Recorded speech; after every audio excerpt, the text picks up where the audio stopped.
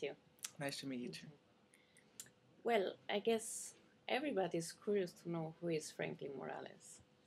Well, I come from a family of entrepreneurs, so I think this is a lot what defines me as a person and what defines the way I live and the way I make my decisions in life.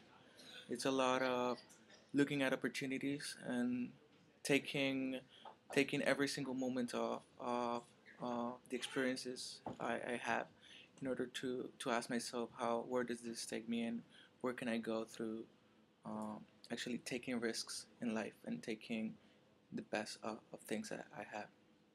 I heard you have a very big AIESEC experience.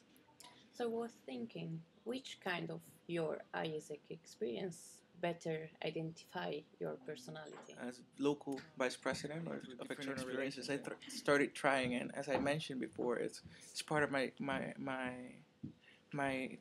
way of living is to take challenges and just to go out there and face people that comes from who knows what places and just ask them, like, I believe in this, do you believe too? Like, so this is the way I started being local vice president of external relations, and I think I kind of believed in the potential of what AIESEC is as an organization and what it can become.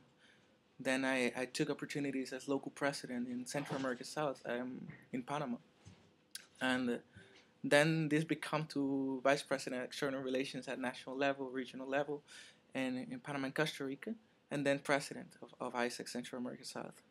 Last year, I was also selected to go to AIESEC in Brazil as vice president of external relations, and it was an interesting year since I worked with them for about 6 months, and mostly virtually because of visa problems. But then I was heading for the future, and before I could think of, I was already back in AIESEC International, managing external relations. And if something I have discovered is that this is a bit of my passion, and this is what I identify myself with, is talking to people and getting to know people. How do you everyone. see the global partner group for next year? Let's say at the end of 2000. In 2011, I think we have already been starting communications with companies that are relevant not only for the regular products exchange, heading for the future, other things, but also for what we can become as companies as Nokia, as Facebook, Maersk, Dell, and companies as Orange. These are all companies that we have gotten support from countries. We have gotten support from alumni.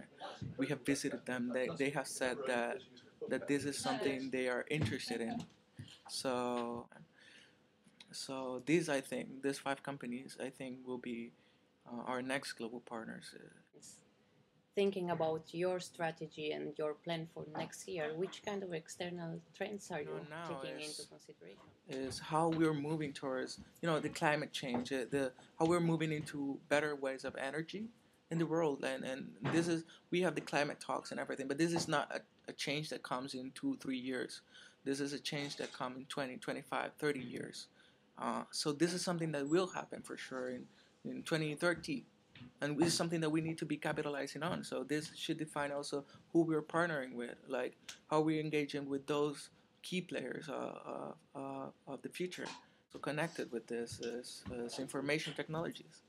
So we're moving to a world where people is more connected. We see how some countries have been affected by social networks, by people actually connecting and actually making changes because they can connect through social networks.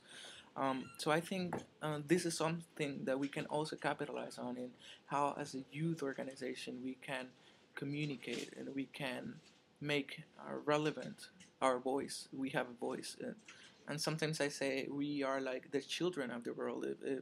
If the children of the world had something to say, it would be impressive to hear them saying it. If a children would say, "This is what I think. This is what we believe," I'm sure the world would listen. So I think AIESEC is pretty much the same. It's we're the children of the world. We're the youth of the world, and I'm sure that if we have something important to say, the world is ready to hear. What has happened is that the world came into a big crisis, went out of it, and some companies are having positive results. They are growing, but not necessarily because they are growing, they are behaving as if they are growing. So they have the resources, they have everything. It's not like it's bad business, but they are still behaving as if it was crisis. So how does this affect us as an organization? Is our partnerships need to add value. I just help you because you're a nice organization. It's how do you make sense for me as a company now, and how do you make sense for me as a company in the future? How do you make me more sustainable? The educational systems and what the talent, what the companies need in the different countries. And this is other place where AIESEC could be really relevant. We know the companies, we work with them, we take heat from the partnerships everywhere because they say, AIESEC, we need these people, and you promised these people. Organizations that will be partnering with countries, and we won't be talking about 8,000 exchanges. We'll be talking about hundreds, thousands, and hundreds of thousands, and it should be big.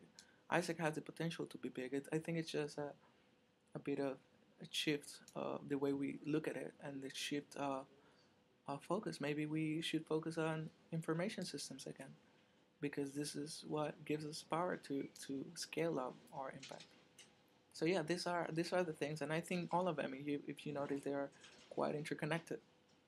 But I think these are the things that will be shaping AIESEC in the next couple of years, and should be something we should take into account next year and the years to come in our next ambition. Thank you, Franklin. Thank you very much. All the best for your future career.